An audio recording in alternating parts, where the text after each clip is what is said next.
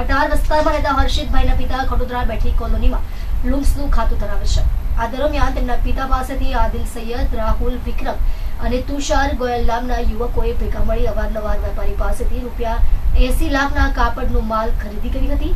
જોકે અવારનવાર વેપારીએ ઉઘરાણી કરવા છતાં એક પણ રૂપિયો આપ્યો ન હતો. બાદમાં વેપારી જ્યારે પણ પૈસા માટે ફોન કરતા આરોપીઓ ભેગા થઈ ગાળો આપી જાને મારી નાખવાની ધમકી આપતા હતા, પરંતુ બિલ ક્લિયર કરી દેવા માટે પણ દબાણ કરી ધમકી આપતા હતા, જેથી આખરે આદડે પોતાના ખાતામાં જ તારીખ 23/12/2024 રોજ સાંજે અરસામાં છતની હૂક સાથે નાયલોનની દોરી બાંધી ફાંસો ખાઈ જીવન ટૂંકાવી લીધું હતું. જોકે તેઓએ સુસાઇડ નોટમાં આ ચારેય વ્યક્તિઓ પાસેથી ₹80 લાખ લેવાના નીકળતા હોવાનું અને અન્ય એક વેપારી પાસેથી પણ ₹30 લાખ લેવાના નીકળતા હોવાનો ઉલ્લેખ કર્યો છે. જોકે ચારેય જણાએ વેપારીને જાનથી મારી નાખવાની ધમકીઓ આપી પૈસા ક્લિયર કરવા માટે દબાણ કરતા હોવાથી તેઓએ આત્મહત્યા કરવાનો વારો આપ્યો હતો, જેથી આખરે પોલીસે આ ચારેય સામે આત્મહત્યાની દુષ્પ્રેરણાનો ગુનો દાખલ કરી વધુ તપાસ હાથ ધરી 4 પૈકી 2 જણાની ધરપકડ કરી છે.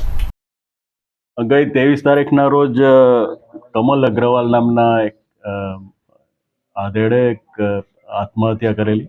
એ સંબંધે સલાબતપુરા પોલીસ સ્ટેશનમાં એડી દાખલ કરવામાં આવેલી. જે સંબંધે એના પુત્ર એ ફરિયાદ આપેલી કે પોતાના જે પિતા છે એના પાસેથી આરોપી આબિદ હુસેન, આશિષ ટંડન, વિક્રમ અને ચોથો છે તુષાર ગોયલ, આ લોકોએ એમની પાસેથી ગ્રે કાપડ લઈ અને એનું પેમેન્ટ નહીં કરેલું, અને જે સંબંધે એની પાસેથી વારંવાર ઉઘરાણી જે છે એના બિલ પાસ કરવા માટેની એ લોકોને ધમકી આપતા હતા. જે સંબંધે એને મરવા માટે મજબૂર કરી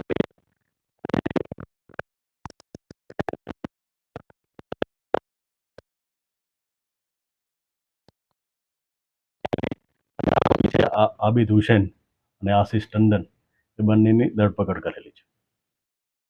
કેટલા આરોપી સંડોવાયા?